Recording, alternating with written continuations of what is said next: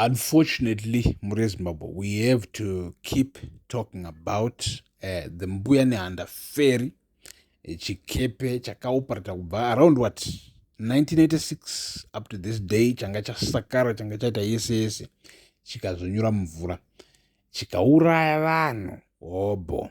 According to the official information, it's around 44 people who confirmed dead, and then it goes up to 100 people who are some of them are still missing. Kana vasati vawana mabodies evanhu, they say it's not confirmed, but chikepe changa chiri pakati pemvura kana chikepe changa chine vanhu around 150 and then more rescue imimi 70 people, then it means the rest hakuna unozomwana achisevha vari pai icho chikepe chakakutuka.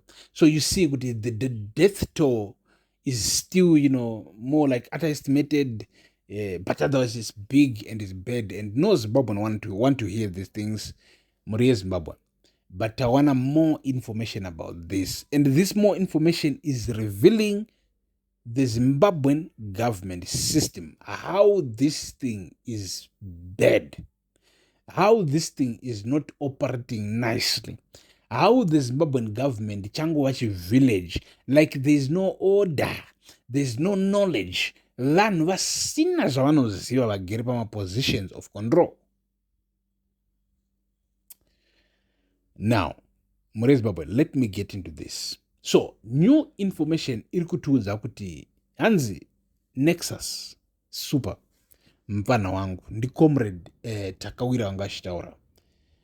Hanzi mfana wangu, the problem ndekuti kana vanhu vachitaura about issues, they talk about issues from wrong angles. People seem to just not understand the full picture or what is happening. They seem to just rush and grab a small part of the story and then run with it, or like others real about what is happening. Kana tichitaura, ndikomreda wanga kutaura, kana tichitaura about the Mbuyane Handa Ferry, iri kunzi yanga ichiranwa DDF, District Development Fund, yava nerimwe zita rine 24 tuma abbreviation letters, but ndarikangamwa zita racho. But that thing, DDF, and district on a local level. Listen, Zimbabwe as a country, in a district hobo, in these councils, these departments hobo. But the problem is that the system is rotten. System yakavora. System haina anything chinonzi accountability. System haina anything chinonzi, a valve to stop this. Like, avatevereri. Muri Zimbabwe, ndesingadi kutaura mashoko akafanira kuti kana nyika ichitungamirirwa nembavha ine problem, but I am forced to. Anditi Amazon munenge muchiba boys.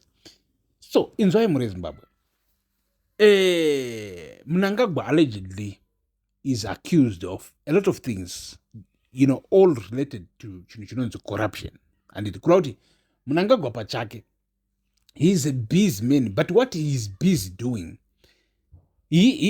or let me say it this way, he is a man who don't really understand economics. I understand kuti chinonzi nyika chi, chinonzi ufumi hwenyika chi.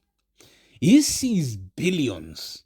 Now that he is the president, he sees billions. This is the same case with Mugabe. Mugabe was not better. He was nonsensical as well. So he sees billions of dollars anenge achiproduced from Zimbabwean natural resources. Dzakafanana ne gold, dzakafanana ne diamond, dzakafanana ne platinum, dzakafanana ne lithium. Like these mining projects, they produce a lot of money.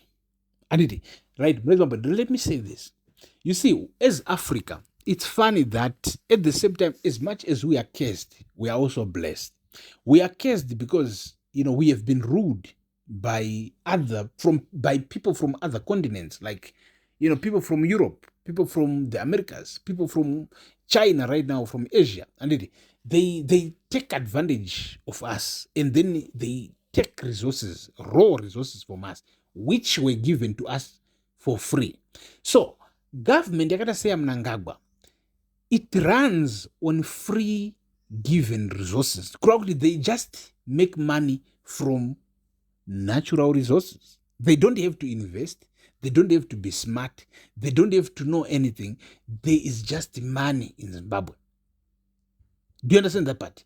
So Mnangagwa is that guy wokuti, I mean, according to the alleged information iripo, iye nezviganana zvakamutenderedza iteam riya rekuti they don't understand kuti ufumi chaiwo chaiwo hwechokwadi hunogona kucreatwa from nothing by being disciplined. Muri Zimbabwe ndozvitaura sei?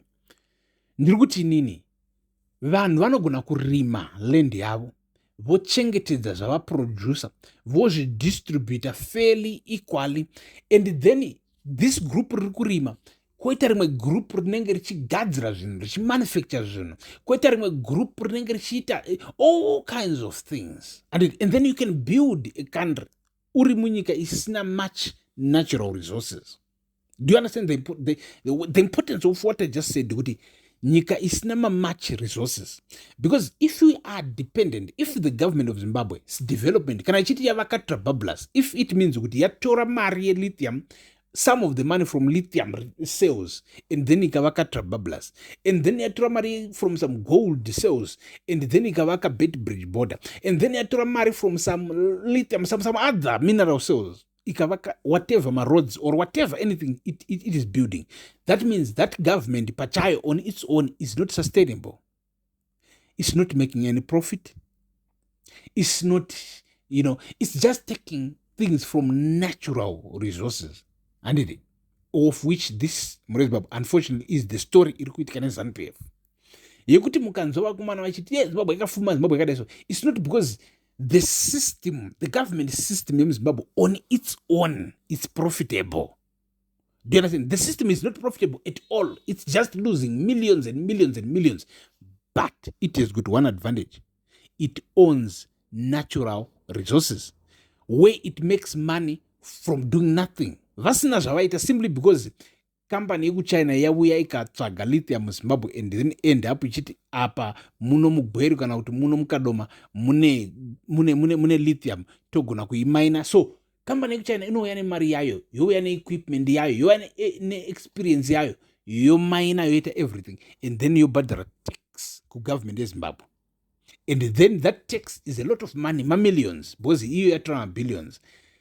And then that money government yeZimbabwe ndo yaakutora yaakunodistributa mota ichipa vana chivhayo ichita sei ichidistributa mota, then yotora imwe 1 2 3 4 million yovaka chirodhi, yovaka chimwe chirodhi apo, or yovaka a apartment complex ichinzi kwanzi tiri kwai kuMillennium Heights nekakamfana kamurungu aka kanonzi anaka yenzi tavaka chichi. And at the end of the day maZimbabwe anga ifika kuti iwe kana government yeZimbabwe ichigona kuvaka Millennium Heights, ichigona kuvaka some apartments, ichigona kuita sei, that means it's profitable. It's no, not at all.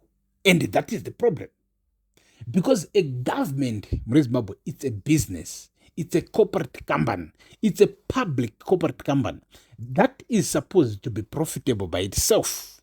But unfortunately, government is still profitable. It is dependent on natural resources. But Mnangagwa cannot see that. So apa takutaura kuti the mbuya nehanda feri iri kutaridza the cracks in the system. There is no plan to maintain infrastructure when you build it. There is no plan to maintain government vehicles, government ships, government airplanes. There is just no kungotenga ndege dzovapo dzotogara, because there is no organization. Chivillage zvinhu zvekumusha. Vana Mnangagwa has got a lot of money in Zimbabwe, but brain-wise, they are thinking on a village level. Do you understand it? It's a billionaire. Because when you get money for free, when you get money from state resources, when you get money from state tenders, you don't really understand chinonzi a sustainable business.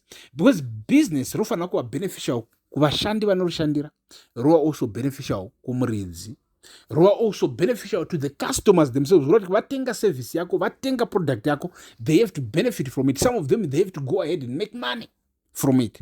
And that's a business setup that is sustainable.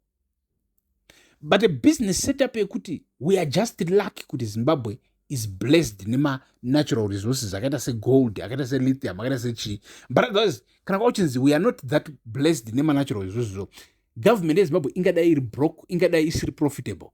You understand? Kana if that's the case, then you are running a losing game. Government ya Zimbabwe ain't nothing.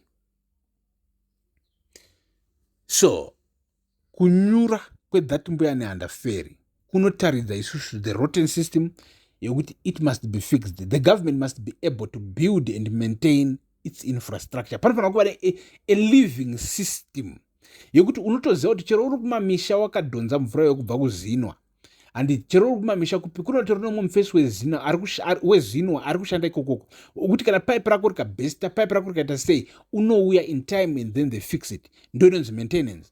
Kana ari mabridge avakwa, there will be maybe every 2 years, every 3 years pane ma-engineers anoinda to each and every bridge avakwa, because atingainvesti $500,000 per bridge kuvaka bridge, whether it's a small bridge to invest $2-3 million kuvaka bridge. It's a big bridge, maybe it's Beshnov bridge to invest 15 million, 25, 30, and we have to make sure that that bridge the engineers, when the architects, the engineers who designed the bridge, they also design the maintenance plan of that bridge. They know kuti every maybe 3 years this bridge rofanira kucheka kuti zvakati nezvakati hazvina kuita wrong here.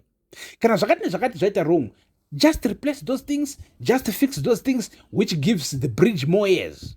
And if it's a dam ratavaka, tofanira kuti hapana macracks azvoitika here. Those weak points that achifunga nezvadzo hapana chaitika padziri. If pane chaitika padziri, we maintain by what? Replacing zvoda kureplacewa, which means it will give the dam more life, more years, 50 years, 100 years. And the government must be able to do that.